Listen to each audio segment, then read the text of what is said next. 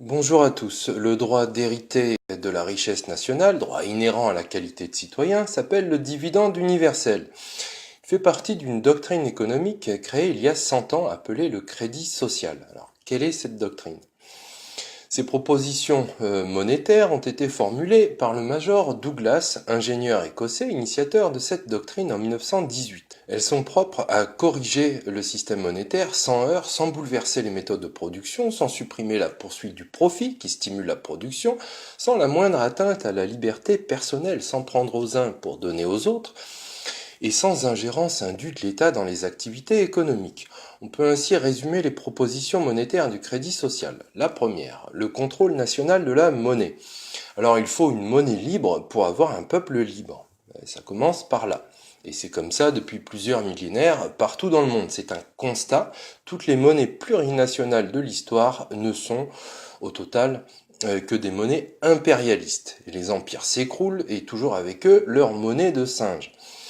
Les nations, elles, comme je l'ai déjà dit dans la vidéo sur la nation, sont destinées à perdurer, car elles ne sont pas des constructions artificielles.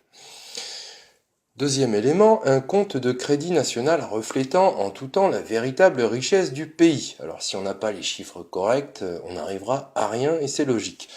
Troisième élément, une émission de toute monnaie nouvelle nécessaire du côté de la consommation de deux manières, se complétant l'une par l'autre.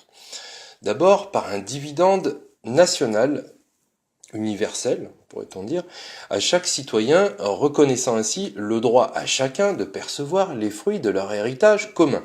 Et ensuite, par un ajustement pour équilibrer définitivement le pouvoir d'achat global avec la production offerte, évitant toute inflation comme déflation. Alors je vais m'attarder sur le dividende universel. Le dividende universel, c'est le droit des coactionnaires à percevoir les fruits de la plus-value collective. Le dividende universel n'est pas, comme je l'ai dit, de l'argent pris aux uns pour donner aux autres. Le dividende universel, c'est de l'argent nouveau qui est créé et distribué entre tous les citoyens à part égale. D'où vient cet argent? Eh bien, de nulle part. Il est créé. Pourquoi est-il créé? Parce que l'argent, comme j'ai déjà dit, n'est pas la richesse. On ne se nourrit pas de pièces ou de billets. Parce que l'argent n'a que pour fonction de rendre les échanges plus faciles, par ses fonctions d'unité de compte, de réserve ou de change. Parce que lorsque la richesse réelle augmente, c'est-à-dire lorsque la nation a créé plus de biens et services, si la quantité d'argent en circulation n'augmente pas, eh bien les échanges seront rendus difficiles, voire impossibles pour une grande majorité. Il faut augmenter la masse monétaire selon ce qui est nécessaire, ni plus ni moins, et cette création monétaire doit être partagée entre tous les citoyens à part égale. Voilà ce qu'impose la justice. Alors, je vais vous donner un exemple simplifié et adapté pour la circonstance d'une allégorie de Louis XX, 10 naufragés sur une île déserte. Alors, ces 10 naufragés se retrouvent sur une île déserte, au bout de quelques temps, le troc ne suffit plus. Donc ils conviennent de mettre en place en circulation, en tenant des livres de compte, 1000 unités, 1000 euros, 1000 unités, 100 pour chacun. Ils peuvent ainsi faciliter les échanges, acheter des carottes, vendre des pantalons. Et plus le temps passe, plus ils auront produit de biens variés et plus le nombre total des habitants de l'île augmentera. Alors que se passera-t-il s'ils étaient alors non pas 10 mais 100 personnes avec on pourrait dire un PIB multiplié par 10? Mais que se passerait-il si justement la masse monétaire était toujours de 1000 unités? Il ne pourrait avoir que 10 unités chacun. Et encore, certains auraient beaucoup plus et d'autres à rien du tout. Dans mon exemple, pour plus de simplicité, je ne parle pas de l'argent dette. Ce qui aurait dû être fait, il aurait fallu injecter 10 fois plus, c'est logique, d'unités monétaires pour faire correspondre la richesse réelle multipliée par 10 avec la masse monétaire en circulation. Autrement dit, 10 fois plus que 1000. Il aurait fallu augmenter la masse monétaire de 9000, puisqu'on avait 1000, on doit avoir 10 000. Donc 9000 en plus. Autrement dit, ces 9000 auraient été distribués à part égale entre chacun. Ainsi, les 100 personnes auraient chacune 90 unités supplémentaires, ce qui s'appelle le dividende universel, et qui permet à minima que tous vivent dignement. Ce système décourage à la source les concentrations indécentes de richesses qui naissent justement grâce au système d'argent-dette avec l'usure, et permet de faire respecter la dignité de tous et de chacun. Alors, à quel titre, me direz-vous, ces personnes auraient-elles reçu cet argent supplémentaire? L'aide sociale? Non, puisque l'aide sociale repose sur les impôts prélevés sur la participation à la production, ce n'est pas l'aide sociale.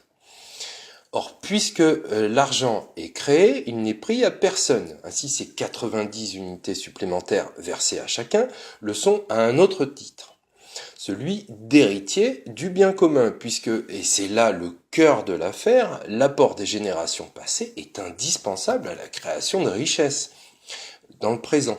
Et ces 90 unités constituent la reconnaissance que les citoyens sont héritiers et que rien ne peut se faire sans l'apport collectif des ressources collectives. Elles valorisent les personnes qui ne sont alors pas réduites au simple statut d'assistés. Les arguments fallacieux qui vous diraient oui mais on fabrique alors des paresseux, c'est un argument complètement bidon, à l'indignation totalement sélective de la part d'actionnaires qui font travailler leur argent en sirotant leur cocktail sur un transat. Enfin, je développerai une autre fois. Vous avez compris, au total, ni communisme qui est intrinsèquement pervers, ni capitalisme pour les 1% de la population qui est une aberration sans nom et une spoliation indigne et qui n'est au final qu'un retour à la féodalité. Ce qui est juste et bon, c'est un capitalisme citoyen fraternel, c'est-à-dire souverain, humain et écologique pour 100% de la population. Alors, en tant qu'héritiers du bien commun, tous et chacun, nous avons droit à notre part des richesses collectives créées. C'est le sens de ces explications. Je vous ai mis un petit tableau sous forme de résumé, parce que j'ai pas le temps de tout commenter. Vous voyez simplement que tout positionnement politique se définit par rapport au rôle qu'on veut donner à l'État, vous le voyez en ordonnée, et puis à la conception du droit de propriété en abscisse. Alors vous voyez que les communistes veulent abolir la propriété privée des moyens de production, et puis les capitalistes veulent l'absolutiser, et les deux ont tout faux. Alors voici, vous allez voir, le seul positionnement politique juste.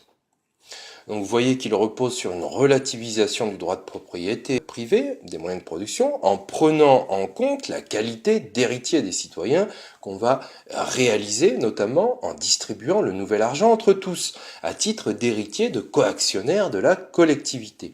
Et ce faisant, on respecte le droit de propriété privée sans néanmoins le placer au-dessus de la dignité humaine, comme c'est le cas actuellement. En complément du dividende universel, il faut un mécanisme régulateur des prix, c'est l'escompte compensé. Alors, le courant économique du crédit social propose cette technique pour combattre automatiquement l'inflation.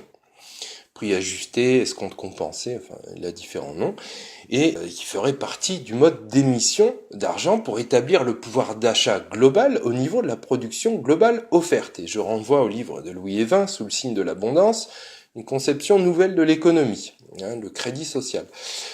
Ce complément est précisé dans le document de Louis Évin, syllabaire du crédit social.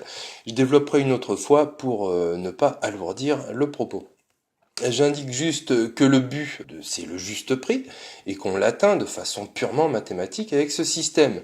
Et ça implique aussi qu'il faudra avoir les moyens de contrôle et déterminer collectivement les marges bénéficiaires qui sont justes. En complément du dividende universel, bien sûr, la redistribution de l'État. Il faut coupler ce système de dividende universel avec un système complémentaire de redistribution. Ce système complémentaire, comme celui d'après-guerre en France, repose sur l'idée qu'aucune richesse ne peut être créée également sans l'apport des ressources de la collectivité. Les prélèvements faits sur la production ne sont pas des charges, comme le dit la novlangue, mais des cotisations dues. Au nom de la solidarité fraternelle entre citoyens de la nation, il faut préserver le système de sécurité sociale. Le dividende universel et l'escompte compensé, je précise et j'en termine par là, ont failli être appliqués aux États-Unis avec le Bill Goldsboro. de 1932. Alors ce bill était intitulé « Loi pour rendre au Congrès son pouvoir constitutionnel d'émettre la monnaie et d'en régler la valeur, de fournir un revenu monétaire à la population des États-Unis avec le pouvoir d'achat fixe et équitable en dollars, suffisant en tout temps pour acheter les biens et services désirés selon la pleine capacité de la possibilité du commerce et de l'industrie des États-Unis ». Le système actuel, qui émet l'argent à travers l'initiative privée, pour le profit résultant en fréquentes et désastreuses inflations et déflations, doit cesser. Un peu long comme titre, mais quand on agite pas uniquement un slogan, forcément c'est un petit peu plus long. Je renvoie à la vidéo sur la dette illégitime et impayable pour plus de précision sur le véritable sens de l'histoire des États-Unis et qui nous impacte profondément. Dans la prochaine vidéo, on verra les obstacles à faire sauter. Merci de votre écoute et à bientôt.